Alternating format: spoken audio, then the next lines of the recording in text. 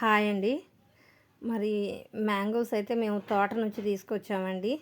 చూసారు కదా! మరి ఇది సీజనల్ ఫ్రూట్ కాబట్టి అసలైనా సరే మ్యాంగోస్ అంటే ఇష్టపడని వాళ్ళు ఎవరుంటారు చెప్పండి. మరి అలాగే మా పిల్లలకే గానీ, నాకే గానీ మా ఇంట్లో మ్యాంగోస్ అంటే చాలా ఇష్టమండి. సో, దానికోసం మా వారైతే తోట నుంచి అయితే మ్యాంగోస్ తీసుకొచ్చారు. కాయలు చూసారా ఎంత బాగున్నాయో! నేను కూడా అలాగే అనుకున్నానండి. చాలా బాగున్నాయి. కాయలు ఫ్రెష్‌గా ఉన్నాయి. సో, మేమైతే కాయలు తీసుకున్నామండి.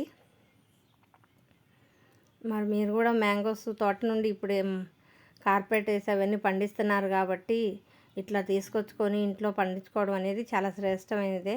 కానీ మాకు ఎదురైన అనుభవం చూసారా? తోట నుంచి తీసుకొచ్చిన కాయలండి ఎంత దారుణంగా ఉన్నాయో చూసారా? పిల్లలు కొయ్యమని అడిగారు. కోస్తే చూసారా ఎలా ఉన్నాయో? చూడండి అసలు ఎంత డిసప్పాయింట్ అయ్యామో కాయలు అట్లా చూడగానే. మరి ఎవరైనా సరే కాయలు తీసుకునేటప్పుడు చూసి తీసుకోండి.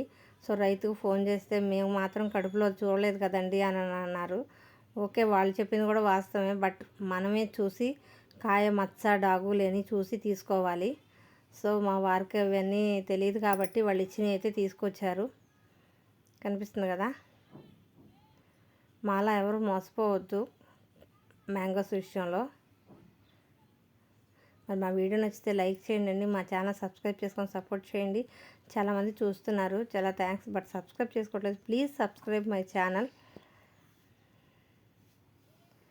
చూడండి ఎట్లా కనిపిస్తున్నాయో పురుగులు అనేది. మా పిల్లలు ఇంకా నాకు చూపించారు, చూడు మమ్మీ ఎలా ఉన్నాయో కాయలు అస్సలు బాగాలేదని. Thank you.